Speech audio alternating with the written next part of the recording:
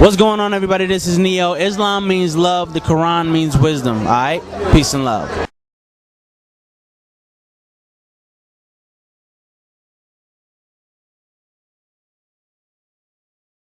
You're so blessed in your life. What do you do spiritually to stay grounded?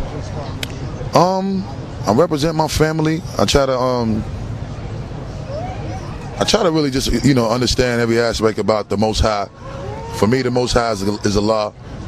And all praise is due to Allah, Lord of all worlds, the greatest, the beneficent, the merciful, the Most High. And I live my life by Islam. And at the end of the day, I think that's pretty much what grounds me in the way that I think most people should be grounded, and that's just enjoying who you are as a human life, as opposed to trying to add all of these other additives and preservatives to your perspective on life, where you think you this person much more than another person. Just being you, being in tune with your spirit, being in tune with your reality as far as life is concerned, and definitely being in tune with your family.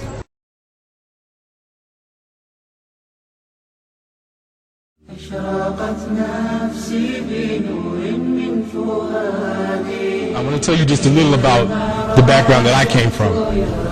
I'm not a doctor, I'm not an alim, I'm not a lawyer, I'm a slave. And that's why I took the name Abdullah, the slave to Allah. I actually came from a line of preachers and teachers. They went back to a man by the name William David Chapelle. He was actually a slave who was bought and sold. I was the first Muslim in my family, but today there are 25 Muslims in my family. Nobody in my family learned this, or rather accepted Islam from my hands. But in my absence, they were reading books and they were learning Islam. And so what I'll tell you is that my brother David, he was the second person to accept Islam in my family. The next person in my family who accepted Islam was my mother. The next person who accepted Islam, I think, was my sister. The next person who accepted Islam in my family was my father. He died the same year. We gave him Janazah Islamiyah. The other people in my family were impressed. My grandmother said, I want my funeral exactly the same like his. And she died a couple of years after my daddy. But before she died, she accepted Islam.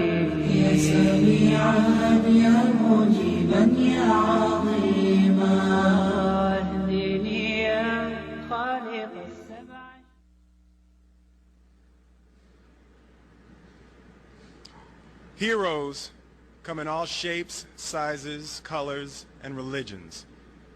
This man might be the most famous person in the world.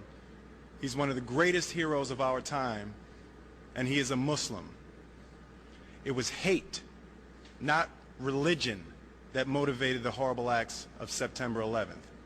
And in the wake of these events, nothing could be more un-American than to respond to mindless hatred with blind vengeance. My friend and I want you to remember that, and that we are strongest when we stand together. Champ? I'm here because of the terrible thing that happened the other day. I'm a Muslim. I've been a Muslim for 20 years. And I'm against killing, violence, and all Muslims are against it. I think that people should know the real truth about Islam. You know me, I'm a boxer. I'm called the greatest of all time. People recognize me for being a boxer and a man of truth. And I wouldn't be here to represent Islam if it was really like the terrorists made it look. I think that all the people should know the truth and come to recognize the truth, because Islam is peace against killing, murder, and the terrorists and the people doing that in the name of Islam are wrong. And if I had a chance, I'd do something about it. Well, you're going to love our next interview. Of all the people that we managed to track down in the Hajj is a Hollywood movie actor, Omar Regan, now a Muslim. Thanks so much for joining us. You've acted in the movie Rush Hour 2 as a double for Chris Tucker. Tell me about how you went from Hollywood to Hajj. That's an amazing journey in itself. Yeah, when you put it like that, it kind of, I don't know. It's the first thing that comes to my mind, like, wow, how did I get here? I can say I'm grateful. I know my mother, she converted to Islam when I was young, but I grew up making a lot of mistakes. We won't get into that. Yeah, please don't tell nobody. Don't tell nobody. But then I started working, and I was always raised to be a good person. And then I joined up with this group called the Canadian Dawah Association, which I ended up being the program developer for it. And we started doing little functions like Stop the Violence and things in Canada and things in the U.S. And then they said, hey, we're sending you to Hajj. And I was like, what? And I didn't feel like I was ready, so I started trying to study, and I came last year. All right, now, as I mentioned, you've doubled for Chris Tucker. You know what I'm going to ask you? I got to ask you, what would Chris Tucker say if he was on Hajj? He'd probably say something like, hey